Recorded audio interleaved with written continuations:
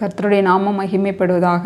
இந்த நாளிலும் சகோதரிகள் கால தியானத்தின் மூலமாக உங்களை சந்திப்பதில் மிக்க மகிழ்ச்சி அடைகிறேன்.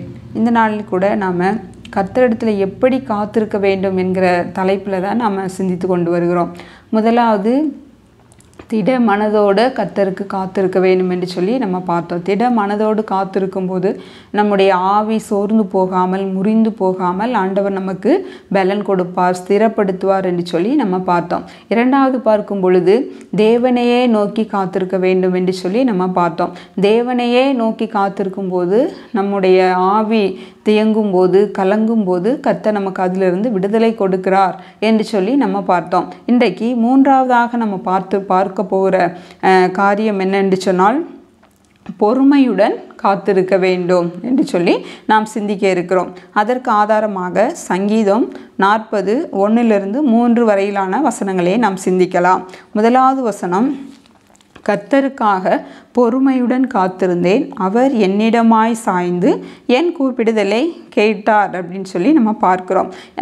தாவீது சொல்லுகிறார், நான் பொறுமையுடன் காத்திருந்ததுனால தேவன் என்னிடமாய் சாய்ந்து என் கூப்பிடுதலை கேட்டு எனக்கு பதில் கொடுத்தார் என்று சொல்லி அங்கே ஒரு விசுவாசத்தோட அங்கே சொல்லுகிறத நம்ம பார்க்குறோம். வசனம் 2 நம்ம பார்க்கும்போது எப்படிப்பட்ட ஒரு சூழ்நிலையில் பொறுமையாக தாவீது காத்திருந்தார் அப்படின்னு சொல்லி நம்ம பார்க்கும் பொழுது, பயங்கரமான குழியிலும் உளையான சேற்றிலும் அப்படின்னு சொல்லி நம்ம பார்க்குறோம். பயங்கரமான குழி, அந்த குழியில் விழுந்தால் மேலே எழுந்திருக்க வர முடியாத ஒரு சூழ்நிலை. அடுத்து உளையான சேறு என்று சொன்னால் தன்னை அமிழ்த்தக்கூடிய ஒரு நிலைமை. அதுவும் நம்மளால் மீண்டு வெளியில் வர முடியாது, அது நம்மை அமிழ்த்து கொண்டே போகும். இப்படிப்பட்டதான துன்பங்களும் பாடுகளும் கஷ்டங்களும் பிரச்சனைகளும் தான் தாவீது என்ன செஞ்சிருந்தார், அமிழ்ந்து போய் கொண்டிருந்தார், சிக்கி தவித்து கொண்டிருந்தார். அந்த சூழ்நிலையில் தான் தாவீது என்ன செய்கிறார், பொறுமையோடு தேவனுடைய சமூகத்தில் காத்திருந்தார் அப்படின்னு சொல்லி நாம் பார்க்குறோம். தாவீதுக்கு தேவன் பொறுமையாய் காத்திருந்ததுனால கிடைத்ததான ஆசீர்வாதங்கள் என்ன அப்படின்னு சொல்லி நம்ம பார்க்கலாம். 2-3 வசனங்களில் முதலாவது என்னன்னு சொல்லி பார்க்கும் பொழுது, பயங்கரமான குழியிலும் உளையான சேற்றிலும் இருந்து என்னை தூக்கி எடுத்து என்று சொல்லி பார்க்கிறோம். இரண்டாவது காரியம், என் கால்களை கன்மலையின் மேல் நிறுத்தி என்று சொல்லி பார்க்கிறோம். மூன்றாவது காரியம், என் அடிகளை உறுதிப்படுத்தி என்று சொல்லி பார்க்கிறோம். நான்காவது காரியம், நமது தேவனை துதிக்கும் பாட்டை அவர் என் வாயிலே கொடுத்தார். ஐந்தாவது காரியம், அநேகர் அதை கண்டு ஆறாவது பயந்து கர்த்தரை நம்புவார்கள் என்று சொல்லி நம்ம பார்க்கிறோம். இந்த 6 விதமான ஆசீர்வாதங்களை தான் அங்கே தாவீது பொறுமையுடன் காத்திருந்து தேவ சமூகத்தில் பெற்றுக்கொண்டார் என்று சொல்லி நம்ம பார்க்கிறோம். தாவீதை தேவன் என்ன செய்கிறார், அமிழ்ந்து போகாதபடிக்கு அவருடைய பிரச்சனைகள் பாடுகள் சூழ்நிலை அமிழ்ந்து போகாதபடிக்கு முதலாவது என்ன செய்கிறார், தூக்கி எடுக்கிறத நம்ம பார்க்கிறோம். அடுத்து என்ன செய்கிறார், அவருடைய கால்களை கன்மலையின் மேலே என்ன செய்கிறார், நிறுத்துகிறார். பயங்கரமான குழி உளையான சேற்று, அந்த குழியிலிருந்து தேவன் தூக்கி எடுத்து கன்மலையின் மேல் கால்களை அங்கே நிறுத்தி வைக்கிற தேவனாக இருக்கிறார். அதோடு மட்டுமல்லாமல் அவருடைய அடிகளை உறுதிப்படுத்துகிறார், ஸ்திரப்படுத்துகிறத பார்க்கிறோம், ஸ்ட்ராங்காக நிற்க செய்கிறத நம்ம பார்க்கிறோம். இதெல்லாம் பார்த்து தேவனை துதிக்க வேண்டும், பாட்டினால தேவன் என்னை எப்படிப்பட்ட சூழ்நிலையிலிருந்து தூக்கி எடுத்தார் என்று சொல்லி தேவனை துதிக்க வேண்டும் என்று சொல்லி அவருடைய வாயில தேவன் துதியை கொடுக்கிறத நம்ம பார்க்கிறோம். அதை அநேகர் கண்டுகொள்ளணும். நம்ம தேவனை துதிக்கிறத அநேகர் பார்க்கிறார்கள். இவர்கள் இப்படிப்பட்ட பிரச்சனையில் இருந்தார்கள், இப்படிப்பட்ட சூழ்நிலை இருந்தார்கள், ஆனால் அவர்களுடைய தேவன் அவர்களுக்கு விடுதலை கொடுத்திருக்கிறார் என்று சொல்லி அநேகர் அதை கண்டு பயந்து, நம்முடைய தேவன் பயப்படத்தக்க தேவனாக இருக்கிறார், அப்படி நம்முடைய தேவன் எவ்வளவு மகா பெரியவராக இருக்கிறார், அவளுடைய தேவன் அப்படிப்பட்டவர் என்று சொல்லி பயந்து அநேகர் என்ன செய்ய வேண்டும், கர்த்தரை நம்ப வேண்டும் என்று சொல்லி தான் நம்ம பார்க்கிறோம்.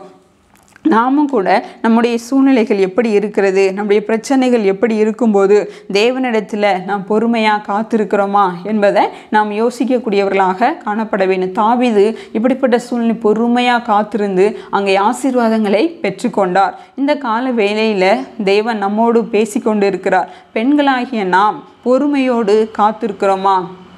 நாம் நினைத்த காரியம் நடக்க வேண்டும் என்று சொல்லி நாம் நினைக்கிறோம், கிடைத்தது நாம் நினைக்கிறது உடனே கிடைக்க வேண்டும் என்று சொல்லியும் நாம் நினைக்கிறோம். கிடைக்கலனா நாம் என்ன செய்கிறோம்?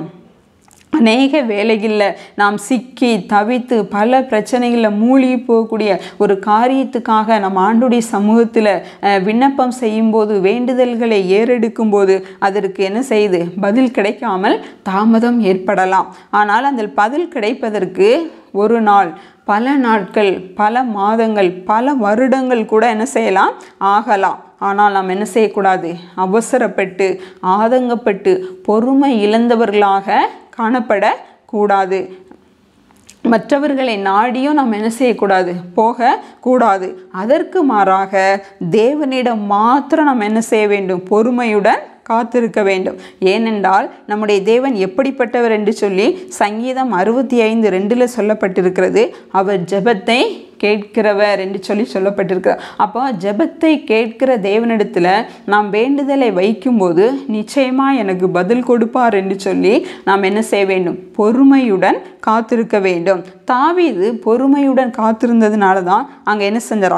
ஆசீர்வாதத்தை பெற்றுக்கொண்டார். அதே போல் நாமும் ஆண்டவருடைய சமூகத்தில் பொறுமையோட நாம் காத்திருக்கும் போது தான் நமக்கு என்ன செய்ய முடியும்? நாம் ஆசீர்வாதத்தை பெற்றுக்கொள்ள முடியும். அநேக வேளைகள் அவரிடத்திலிருந்து பதில்களையும் நாம் பெற்றுக்கொள்ள முடியும். இப்படியாக ஒரு வசனம் சொல்லப்பட்டிருக்கிறது.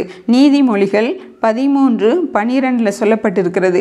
நெடுங்காலமாய் காத்திருக்கிறதல் இருதயத்தை இளைக்க பண்ணும், விரும்பினது வரும்போதோ ஜீவ விருட்சம் போல் இருக்கும் என்று சொல்லி வேதத்தில் நம்ம வாசிக்கிறோம். பல வேளைகளில் நம்முடைய இருதயம் இளைத்து போகிறது, சோர்ந்து போகிறது. இவ்வளோ நாளாக நாம் காத்து கொண்டு இருக்கிறோமே, இந்த காரியத்துக்காக ஜெபித்து கொண்டு இருக்கிறோமே, எனக்கு பதில் கிடைக்கலையே என்று சொல்லி நாம் என்ன செய்கிறோம்? இளைத்து போய் சோர்ந்து போய் நம்ம என்ன செய்கிறோம்? காணப்படுகிறவர்களாக நாம் இருக்கிறோம். அப்படி காணப்படாதபடிக்கு பொறுமையோடு நம்ம கர்த்தரிடத்தில் காத்திருக்கும் போது நாம் விரும்பினதை பெற்றுக்கொள்கிறோம். பெற்றுக்கொண்ட நாம் எப்படிப்பட்டவர்களாக இருக்கணும் அப்படின்னு தான் தேவன் அங்கே என்ன செய்கிறார்? விரும்புகிறவராக இருக்கிறார். அந்த பெற்றுக்கொண்டது நமக்கு எப்படி இருக்குமா? ஜீவ விருட்சம் போல் இருக்கும் என்று சொல்லி தேவன் நமக்கு வாக்குறுதி கொடுத்திருக்கிறார். இந்த காலையில் இப்படிப்பட்ட சிந்தையோடு தேவன் நம்மளை ஆசீர்வதிப்பாராக. ஆமேன்.